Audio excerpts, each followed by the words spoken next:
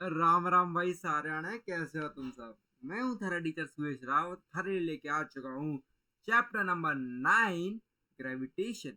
सो मैं तुम सभी का स्वागत करता हूँ हमारे प्यारे से चैनल यहाँ पैशियो में, जहाँ राइजर्स बैच के अंदर हम स्टार्ट करने जा रहे हैं तुम्हारे क्लास 9 फिजिक्स का चैप्टर नंबर 3, या फिर मैं बोलूँ क्लास 9 साइंस का chapter number 9, gravitation. So with a very new beginning हम सभी स्टार्ट करते हैं बिना कोई टाइम वेस्ट किए, ग्रेविटेशन। सो आई होप तुमने पिछले 2 चैप्टर्स मुझसे पढ़े होंगे। अगर मुझसे नहीं पढ़े हैं, कहीं से भी पढ़े हैं, आई होप तुमने अच्छे से पढ़े हो। मुझसे नहीं पढ़े तो इसमें तुम्हारा घाटा, मेरा कुछ नहीं जाता।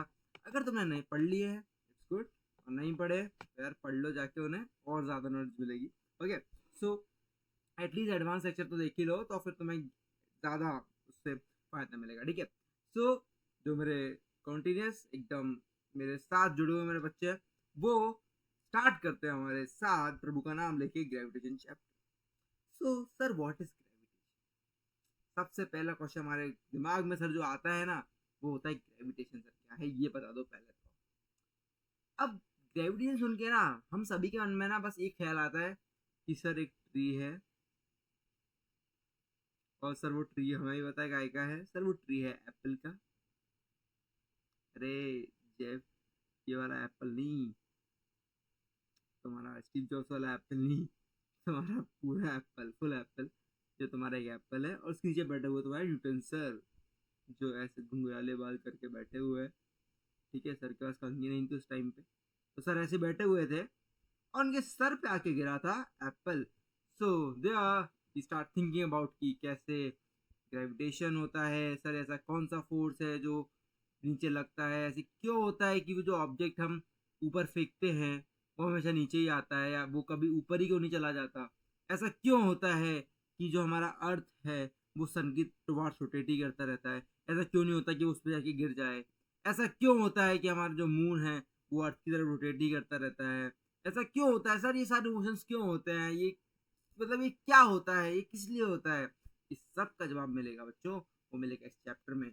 सो हमारे न्यूटन सर ने बड़ा दिमाग लगाया था। ऐसा नहीं था कि उनके सिर पे एप्पल गिरा था, ये कहानी है, सच है पता नहीं। ठीक है, वो जो एप्पल वाला जो पेड़ था वो अभी भी है, but I don't know, I don't think so कि यार कुछ ऐसा हुआ होगा कि उन्होंने एप्पल से सोचा होगा। वो काफी अच्छे साइंटिस्ट है, उन्होंने पहले भी इसके ऊपर काफी रिसर्च की होगी, उन्होंने काफी सोचा होगा, काफी चीजों का आइडिया लिया होगा, तब उन्होंने एक कॉमन ये जो एप्पल वाला सोच के उन्होंने बताया होगा उस चीज को। ठीक है, तो ऐसा बिल्कुल नहीं है कि बस एप्पल गिरा तभी उन्होंने सोचा कि एप्पल गिरा तभी उन्हें स्टार्ट किया सोचना, ऐसा नहीं था। ठीक है, उन्होंने रिसर्च की थी, उसके बाद उन्होंने सारी चीज़ों को देख दाख के, सारे लॉस को स्टडी करके उन्होंने ये चीज़ हमें ड्राइव करके बताई थी। Okay, so in a previous chapters अब हमने क्या पढ़ा है, हम थोड़ा सा उसका रिकैप करना चाहें तो हमने क्या पढ़ा है कि सर व्हाट इज एक्सेलरेशन। तो अगर तुमसे सिंपल पूछूं कि व्हाट इज एक्सेलरेशन, तो तुम्हारा भी सिंपल जवाब होना चाहिए, sir acceleration is nothing but it is what, it is rate of change of velocity. Sir what, rate of change of velocity. Okay बच्चा जी, it's rate of change of velocity. Sir what is velocity? Velocity is nothing but it is rate of change of, what we can say, displacement. Yeah, you're right, it's nothing but it is rate of change of displacement. And what is acceleration? It's rate of change of velocity. ठीक है sir, समझ में आया हमारे। Sir हमने आगे पढ़ा था उसके बाद, sir what is circular motion. What is circular motion? It's a motion, it's a type of motion जहां पर हमारे हर पॉइंट पे हमारी स्पीड चेंज होती है। क्या होती रहती है? चेंज होती रहती है। वो क्यों होती रहती है? वो बड़ी क्यों चेंज होती रहती है? क्योंकि सर हमारा मैग्नीट्यूड भले ही सेम रहे, हमारा मैग्नीट्यूड भले ही चेंज रहे, सेम रहे, सेम रहे हमारा मैग्नीट्यूड, बट सर हमारी डायरेक्शन चेंज हो जाती है। एंड सर डायरेक्शन चेंज होने से ऐसा क्या होगा कि वेलोसिटी चेंज हो जाए? भैया जी, डायरेक्शन क्या होती है? वेलोसिटी हमारी क्या क्वांटिटी है, कौन सी क्वांटिटी है? सर वेलोसिटी हमारी एक वेक्टर क्वांटिटी है। वेलोसिटी किस क्वांटिटी है? Sir vector quantity sir. So अगर वेलोसिटी हमारी वेक्टर क्वांटिटी है, so sir it depends on direction and it depends on magnitude. कि सर उसका मैग्नीट्यूड तो है ही है, बट उसके साथ डायरेक्शन भी एसोसिएटेड है। तो डायरेक्शन उसके साथ एसोसिएटेड है, तो सर अगर डायरेक्शन चेंज होगी तो हमारी वेलोसिटी भी चेंज होगी। हाँ बिल्कुल बेटा जी, बिल्कुल ये चीज सही है। और सर्कुलर मोशन में ये चीज होती है, तो हमारा जो सर्कुलर मोशन है it's a type of motion जिसमें हमारा मैग्नीट्यूड तो चेंज नहीं होता, लेकिन हमारा डायरेक्शन चेंज होता है। ठीक है, हमने इसके बारे में पढ़ा था। हमने यहाँ पे वेलोसिटी का एक्सप्रेशन डिराइव किया था, वो क्या होता है 2πr/t, 2πr/t। Sir why 2πr/t? भाई सरकमफेरेंस कितना होता है सर्कल का, इट्स 2πr। सर हमारा वेलोसिटी तो होता ही है डिस्टेंस अपॉन टाइम, तो 2πr/t हमारा सिंपल सा आंसर हो जाएगा वेलोसिटी। ठीक है, बिल्कुल सही बच्चा जी। फिर इन द नेक्स्ट चैप्टर यानी चैप्टर नंबर 8 में हमने क्या पढ़ा था, हमने पढ़ा था sir what is force. What is force? Sir force is nothing but mass into acceleration. What is mass into acceleration? It can be written as mv minus u by t.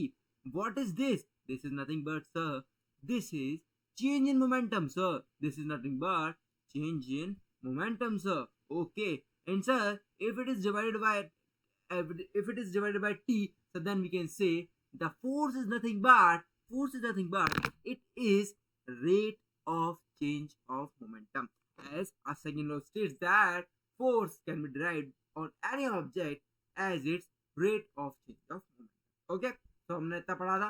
हमने और क्या पढ़ा था? हमने पढ़ा था third law of motion, which is nothing but it says that every action has an equal and opposite reaction. हमने first law क्या पढ़ा था?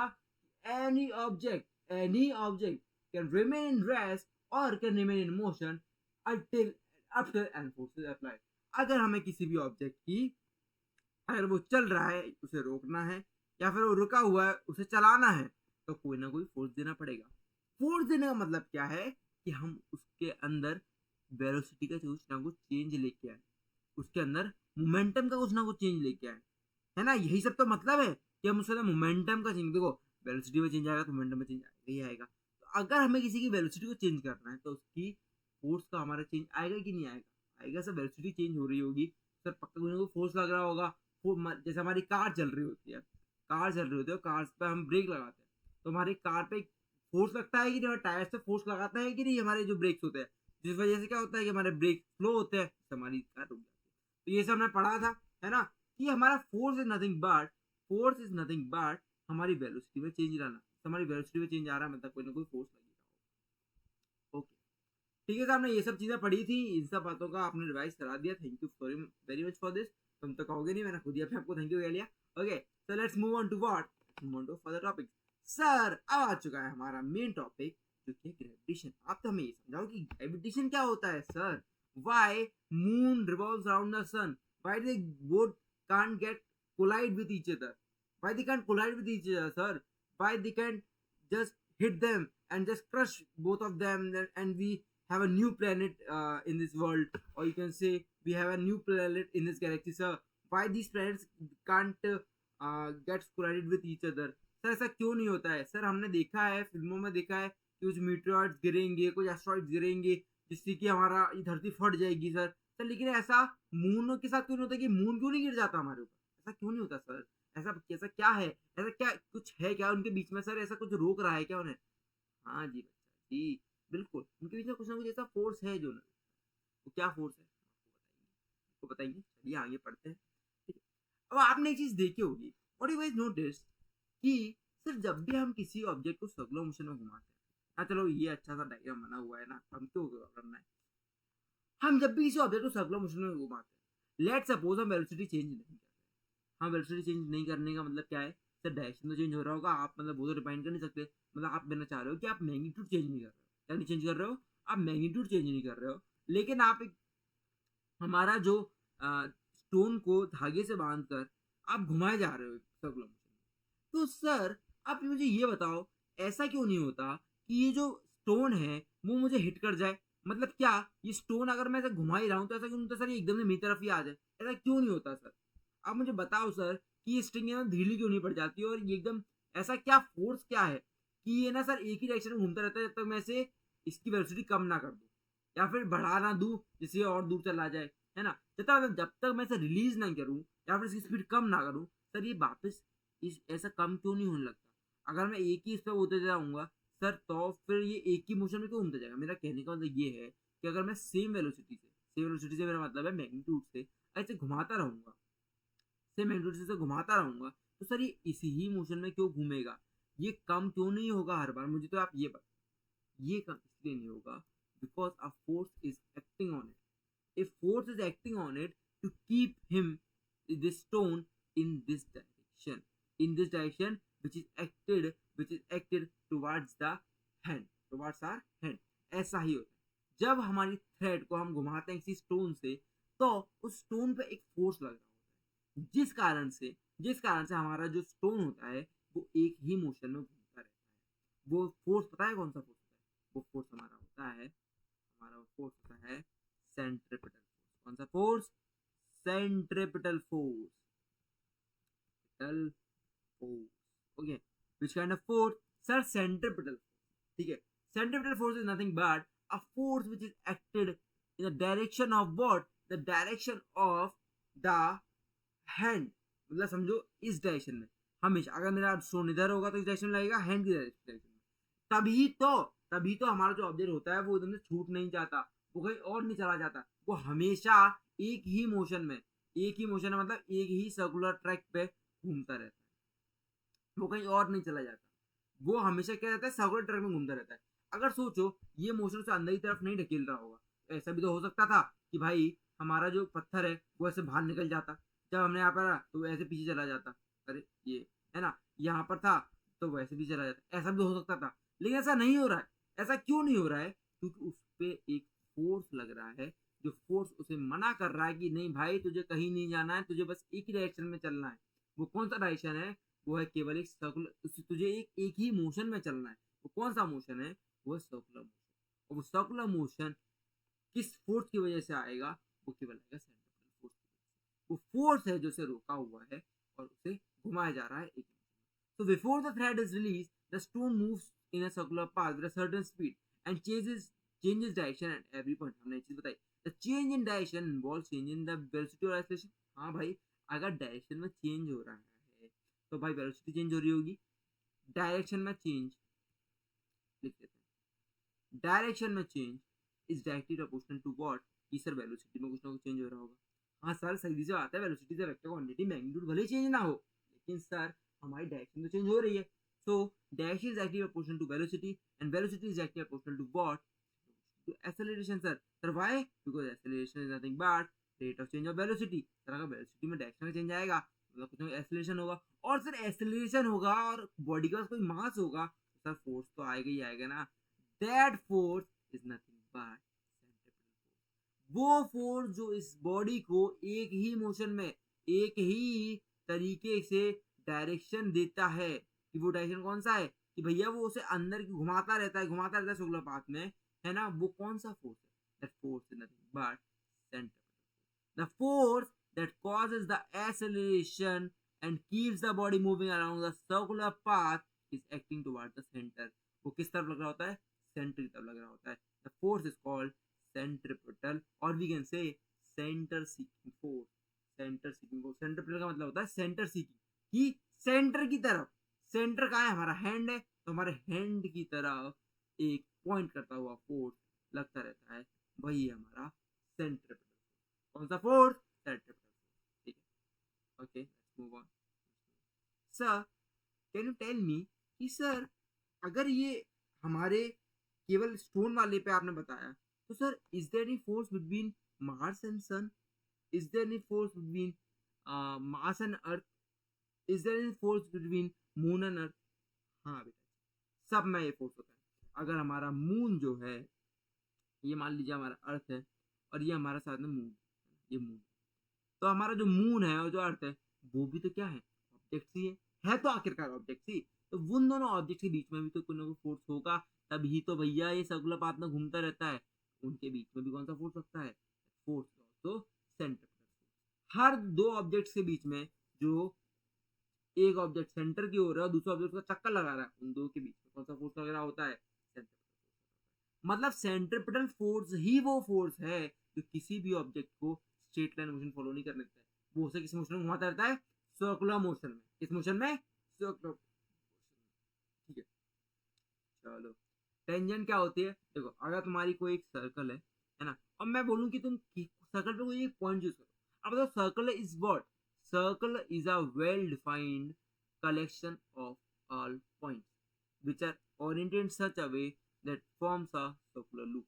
So you can say a circle is a collection of infinite points oriented in a circular path, है ना। हमारा जो एक circle होता है उसमें इनफाइनाइट पॉइंट्स होते हैं, एक लाइन में बोलूँ कितने पॉइंट्स होते हैं सर, बोलोगे लाइन में सर ये एक लाइन क्या होती है, एक लाइन में इनफाइनाइट पॉइंट्स होते हैं, तो सिमिलरली एक सर्कल में इनफाइनाइट पॉइंट्स होते हैं। अगर तुमसे बोलूँ कि किसी एक पॉइंट पे तुम एक लाइन ड्रॉ करके देखो, और वो लाइन कैसे ड्रॉ होनी चाहिए ना कि तुम्हारे सर्कल के अंदर वो लाइन आ जाए, तो वो लाइन कैसे ड्रॉ होगी सर, बिल्कुल ऐसे उस पॉइंट पे, और उससे बिल्कुल चिपकती हुई लाइन, बिल्कुल चिपकी हुई लाइन से।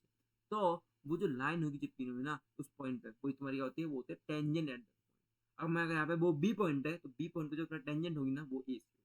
अब बोलो यहाँ पे, यहाँ पे तुम बोलोगे सर ऐसी ऐसी एक लाइन होगी जो बिल्कुल बस उस पॉइंट से निकलेगी, और ना उसके पीछे ना उसके आगे। मतलब अगर ये पॉइंट कोई ई है, तो इसके पीछे कोई एफ है, मतलब तुम जो मैं दिखा हुआ दूर रहा हूँ, तो तुम समझना कि बहुत पास है, और ई एफ जी है, तो जो हमारा एफ और जी इन दोनों से पास नहीं करेगी, केवल ई से पास करेगी और निकल जाएगी, तुम्हारे उस सर्कल के अंदर भी नहीं जाएगी।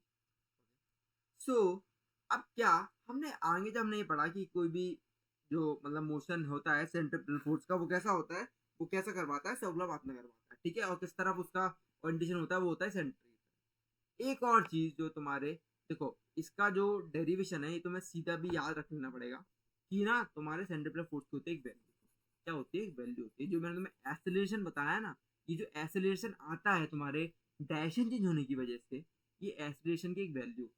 वो वैल्यू पता है क्या होती है, अभी तो मैं बता दे रहा हूँ, इफ इतना तुम्हारी बुक में भी नहीं है, लेकिन अभी तुम्हारे एक आगे डेरिवेशन आएगा कैप्लस लॉ का। कैप्लस लॉ से कैसे न्यूटन ने ये चीज बताई कि जो तुम्हारा फॉर्मूला होता है ग्रेविटेशन वो कैसे आया, उसके लिए ना तुम्हें ये चीज पता होना जरूरी है, वरना तुम सोचोगे सर ये आपने कैसे लिख दिया और वो कैसे आया। बट ये जो तुम्हारी चीजें हैं ना, ये तुम्हारी 11th क्लास की चीजें हैं, इसमें तुम्हें काफी ना मतलब ऐसा है कि तुम्हें differentiation, integration and with similar trigonometry अच्छे तरीके से, and secondly you need to know about कि सर ना इसमें साइन थीटा कॉस थीटा कैसे लेते हैं आप ना, कंपोनेंट्स कैसे लेते हो, मतलब ये चीजों पे काफी एडवांस कर दूंगी सर, ये क्या ये क्या ये क्या, आप क्या क्या बोलते जा रहे हो, कुछ समझ तो आ नहीं रहा। तो मैं इनसे टेंशन लेने की, मैं बोल क्या रहा हूँ, तुम ये सब पकड़ो चीज कि मैं समझा क्या रहा हूँ, तुम ये समझो, मैं तुम्हें जो बोल रहा हूँ तुम वो चीज याद रखना, बस इतने याद रख लो। You don't need to worry कि ये आएगा नहीं, मैं बोल रहा हूँ ये आएगा नहीं, पर तुम्हें मालूम होना चाहिए, थोड़ा सा अगर एक्स्ट्रा मालूम है तो कोई दिक्कत नहीं है। तो जो एक्सेलरेशन आता है वेलोसिटी के चेंज होने से, और वो जो वेलोसिटी किस तरह चेंज हो रही है, क्योंकि डायरेक्शन चेंज हो रहा है एक सर्कुलर मोशन में, वो होती है वी स्क्वायर बाय। और इसे पता है कौन सा एक्सेलरेशन बोलते हैं, अब बताओ उस फोर्स को सेंट्रीपिटल फोर्स कहेंगे, इस एक्सेलरेशन कौन सा एक्सेलरेशन कहेंगे, इसे कहेंगे सेंट्रीपिटल एक्सेलरेशन। कौन सा एक्सेलरेशन, सेंट्रीपिटल एक्सेलरेशन, ठीक है। ये एसी से रिलेटेड होता है, और ये होता है v square by r, sorry sorry v square by r, two नहीं वी स्क्वायर बाय आर, तो sorry r, v square by r, अरे दादा, okay v square by, okay I hope you understand कि वी स्क्वायर बाय आर, सीधे याद कर लो, है ना। और कुछ तुमने पूछे कि फोर्स क्या हो जाएगा sir, force is nothing but what, centripetal force is nothing but what sir, any force is equal to mass into acceleration, this is also equal to mass into v square by, ये होता है तुम्हारा क्या, ये हो जाएगा तुम्हारा simply क्या, तुम्हारा सेंट्रिपेटल फोर्स, ठीक है ना। बड़ी इजी चीज है ना। लेकिन उसका डेरिवेशन जो आएगा एम स्क्वायर बाय टू कैसे आता है, स्क्वायर बाय आर कैसे आएगा sir, acceleration b square by r कैसे आ रही है, ये क्या हो रहा है, क्यों लिखवा रहे हो आप, कहाँ से आ रहा है, ये सब चीज तुम्हारे थोड़ा बड़े हो गए ना, व्हेन यू ग्रो अप, तब तुम समझाएंगी सर ये कैसे आएंगी, क्यों आ रही है। अभी ना मैं तुम्हें मतलब चाहूँ भी ना, फिर तुम्हारे ऊपर से जाओ तो ना कोई मतलब नहीं है, तो मैं सीधे को ये चीज याद रख लो कि बी स्क्वायर बाय आर होती है, तुम ज्यादा फायदे में रहोगे। तो अभी तो मैं इंटीग्रेशन डिफरेंशिएशन कराते बैठूंगा, तो तुम्हारे पल्ले कुछ नहीं पड़ना है, उतना आएगा भी नहीं, मेन चीज ये है। अभी जब हम तुम्हारे एडवांस लेक्चर्स लेंगे आगे जाके, अभी तो नहीं, आगे जाके तुम्हारे एडवांस लेक्चर लेंगे, है ना। तुम्हारे जो 10th के बाद जो बेसिक लेक्चर आएंगे ना, उनमें भले हम तुम्हें वो तब हमको तुम्हें कराएंगे, तब कराना ही पड़ेगा, तुम एकदम 11th में आ रहे होगे, लेकिन अभी नहीं, तो अभी तुम सीधे याद रखो कि centripetal expression is nothing but b square. तो फिर ये हमारा हो गया था, सेंट्रिपेटल एक्सप्रेशन हमने पढ़ लिया क्या होता है। अब बात आई कि यार एक बात बताओ कि does the Apple attract the earth, sir देखो क्या बोला, अब हमारा जो ग्रेविटेशन कॉन्सेप्ट है वो स्टार्ट। न्यूटन ने एक चीज ऑब्जर्व करी कि भाई जो एप्पल था, जो हमारा एप्पल था वो, अरे एप्पल तो लग नहीं रहा किसी भी एंगल से, इसको एप्पल कटा हो रहा। हाँ, तो हमारा जो एक एप्पल था वो क्या हो रहा था, वो अर्थ की तरफ अट्रैक्ट हो रहा था। न्यूटन ने चीज ऑब्जर्व करी, फिर न्यूटन ने सोचा कि यार हमारे जो थर्ड लॉ ऑफ मोशन था, थर्ड लॉ ऑफ मोशन था, वो तो ये कहता था कि every action has an equal and opposite reaction.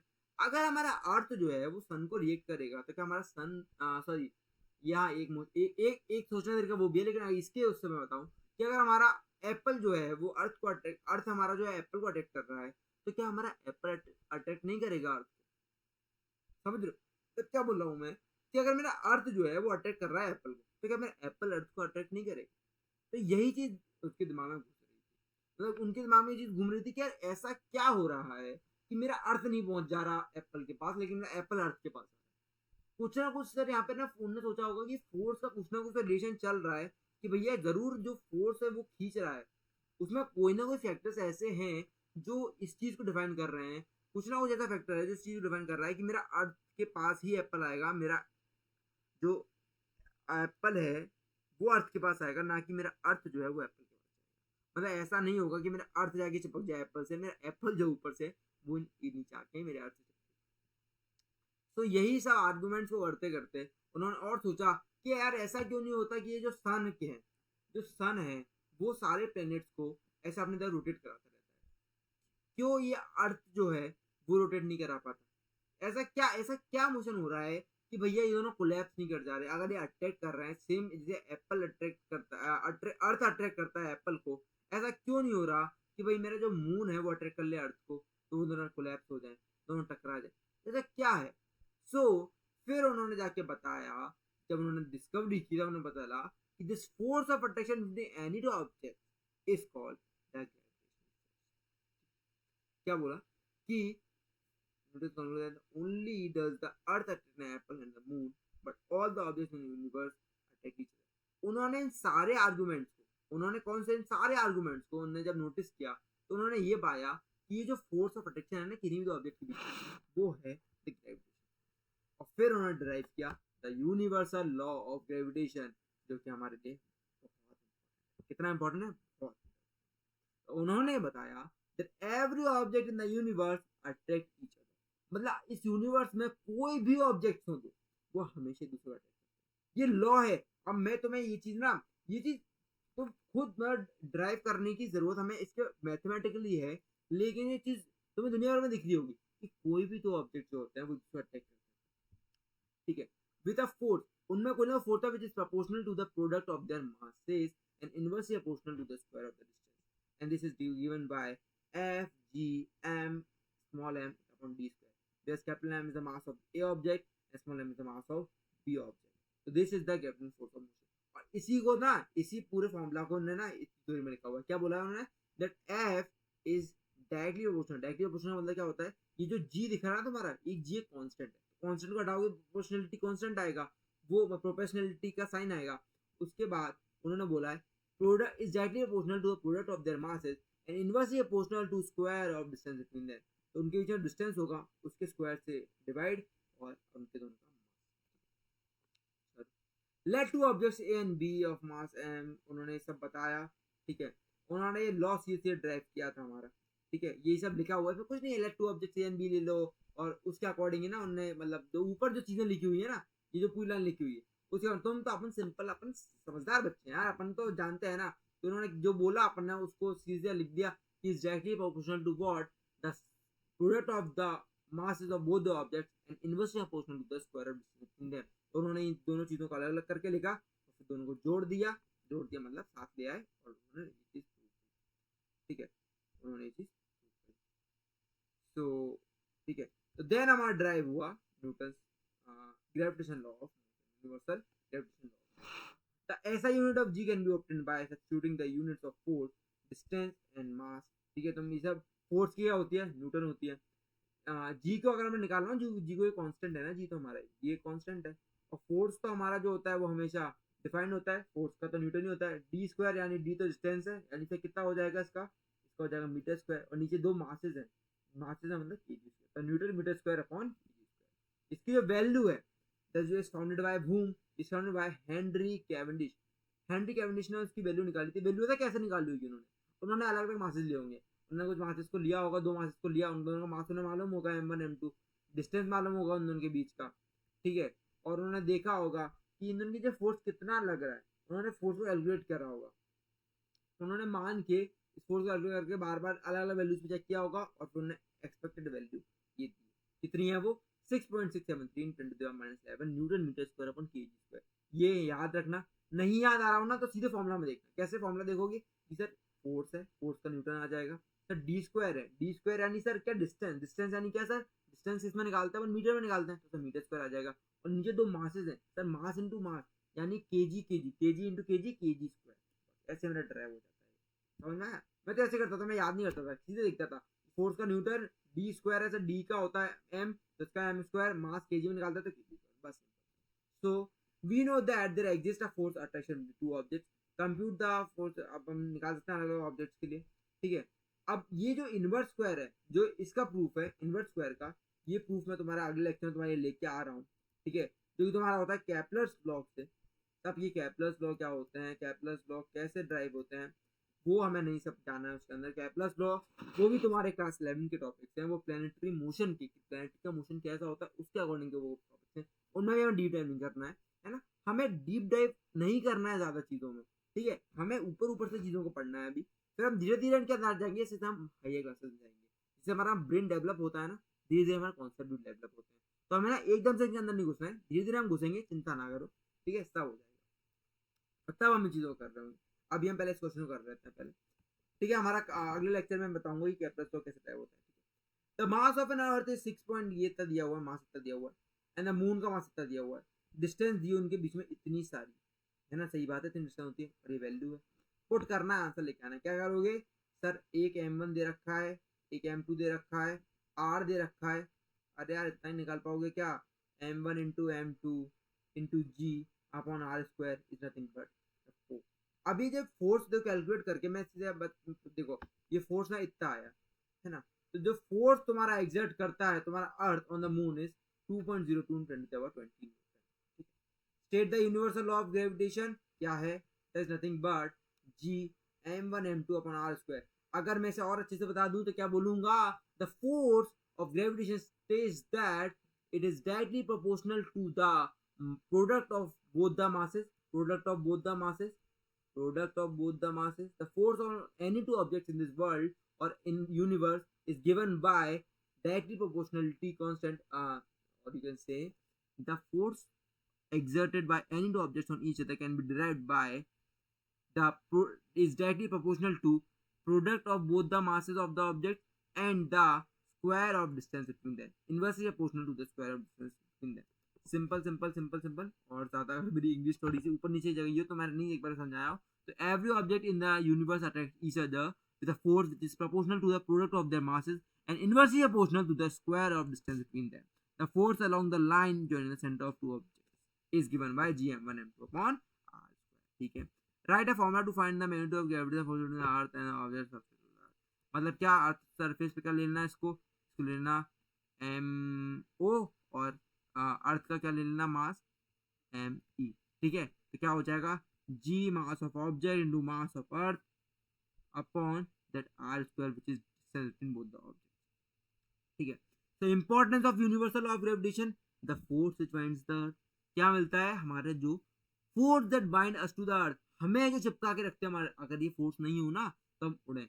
हमारा जो मून पे होता है ना, मून पे हमारी ग्रेविटेशन होती ही नहीं, मून पे जी नहीं है, मून पे हमारा ग्रेविटेशन वैल्यू नहीं आती है, हमारी G10 नहीं है, बट वहाँ पे हमारा जो ग्रेविटेशन है बहुत कम है, बहुत कम है। तो हम पता है मून पे हम उड़ते हैं, मून पे हमारा जो मास होता है ना वो बहुत मास कांस्टेंट रहता है, वेट कम हो जाता है। वेट क्यों कम हो जाता है sir, what is r m into, हमारा वेट क्या होता है m into g, m into g तो होता है, जो अगर हमारा जी कम हो जाएगा तो हमारा पूरा ओवरऑल क्वांटिटी भी कम हो जाएगी, इसी कारण हमारा मास जो होता है, हमारा जो वेट जो होता है वो हमारे मून पे कम हो जाता है। The motion of the moon around the earth, हमारा जो मोशन को समझाता है कि हमारा जो फोर्स लग रहा है हमारा मून का, मून पे अर्थ की, तो अर्थ के टुवार्ड्स वो कितना है वो निकालने के लिए हेल्प होता है।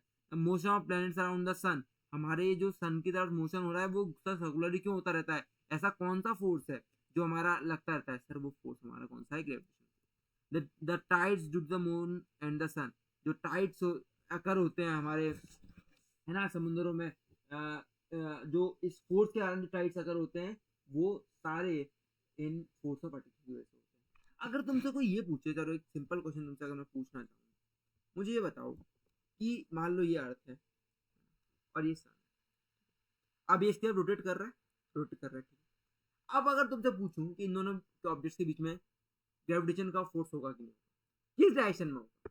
सर फोर्स ऑफ अट्रैक्शन, आपने खुद बताया था कि दो ऑब्जेक्ट होता है वो एक दूसरे को अट्रैक्ट करते हैं, तो हाँ सर वो ठीक है कैसे। अब मुझसे मैं अगर तुमसे ये पूछूं कि मुझे बता कि भाई इसमें सेंट्रीपिटल फोर्स कौन सा होगा, कौन सा फोर्स, सेंट्रीपिटल फोर्स कौन सा होगा, तो मुझे सीधे जवाब दे सकते हो ना मेरे मुंह पे, हाँ सर सेंट्रीपिटल फोर्स भी हमारा जो होगा वो, सेंट्रीपिटल फोर्स जो होगा हमारा वो ग्रेविटेशन फोर्स ही होगा सर, वही होगा हमारा जो अट्रैक्ट कर रहा होगा, अटैक कर रहा होगा हमारे अर्थ को और सन को। तो आया कि नहीं आया कि हमारा ग्रेविटेशन का जो फोर्स है वही हमारा, मैंने क्या बताया था सेंट्रीपिटल फोर्स में कि ऐसा फोर्स जो कहाँ लग रहा हो, जो लग रहा हो हमारे किसी ऑब्जेक्ट से उस पॉइंट की तरफ जहां से हमारा सर्कुलर मोशन हो रहा है, वो कौन सा फोर्स होता है, वो हमारा सेंट्रीपिटल फोर्स। तो वही हमारा सेंट्रीपिटल फोर्स कौन प्रोवाइड करा रहा है अभी, वो प्रोवाइड कर रहा है ग्रेविटेशन। तो हमारा ग्रेविटेशन ही है जो हमें उस डायरेक्शन में, उस सर्कुलर मोशन में रखने में हेल्प करता है। इसलिए वहां पर लिखा हुआ था कि हमारा जो फोर्स ऑफ ग्रेविटेशन है वो बहुत इंपॉर्टेंट है, कि हमारे जो सन है, जो हमारे अर्थ है, वो रोटेट करते रहे सर्कुलर मोशन में, हमारे जो बाकी प्लैनेट्स हैं वो सन की तरफ रोटेट करते रहे रोटेटरी मोशन, ठीक है, रोटेटरी मोशन में circular motion. So I hope you understand कि कैसे क्या चीजें वर्क करी, ठीक है। कल हम दोबारा आपको एक बार रिवाइज कराएंगे सारी चीजों को, है ना, कि कैसे ग्रेविटेशन का थोड़ा आया, ठीक है। कल तुम्हारा कैप्लस लॉ तो मैं समझाऊंगा, ठीक है। कैप्लस लॉ को ऊपर से पढ़ेंगे, चीजें जो कैप्लस लॉ की है तुम्हारे 11th क्लास में बहुत काम में आएंगी, तो अभी थोड़ा सा उस पर ध्यान दे देना, ठीक है। इलिप्स क्या होता है, इलिप्स कैसा उसका स्ट्रक्चर होता है, इलिप्स क्या होता है वाला तुम्हें यही नहीं पता होगा, वो तुम्हें मैं अगले लेक्चर में बताऊंगा, ठीक है। आई होप कि इसमें ना, सॉरी सी कि इसमें ना एक वो कम है, मतलब तुम्हें चीज़ें थोड़ी अभी शायद उतनी बेसिक लेवल पर नहीं बनी होंगी चीज़ें, है ना, समझ आई होंगी, लेकिन काम हम स्टार्ट करेंगे ना तो हम अलग पेज से स्टार्ट करेंगे, अलग दोबारा तुम्हें एक्सप्लेन करूंगा ग्रेविटेशन कैसे होता है, क्या होता है, तो मैं इंपॉर्टेंस दोबारा समझाऊंगा एक बार, सेंट्रीपिटल फोर्स दोबारा एक्सप्लेन कर दूंगा एक बार थोड़ा सा, एंड देन हम आगे बढ़ेंगे फ्री फॉल की तरफ और हमारा कैसे ड्राइव हुआ था उसकी तरफ, ठीक है। तो okay, I hope you understand कि कैसे चीज़ें वर्क कर रही हैं, ठीक है। तो ठीक है sir, let's end this lecture here. I hope कल हम कर लेंगे अपना कि जी की वैल्यू कैसे ड्राइव हुई, और आगे देखेंगे कैसे क्या चीज़ें बढ़नी है ना, ठीक है। So I hope you enjoy this lecture, till then bye bye बच्चों, हैव अ नाइस डे।